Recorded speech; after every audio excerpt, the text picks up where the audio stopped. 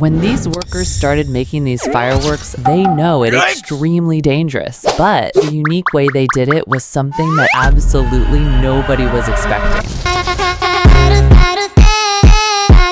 La vida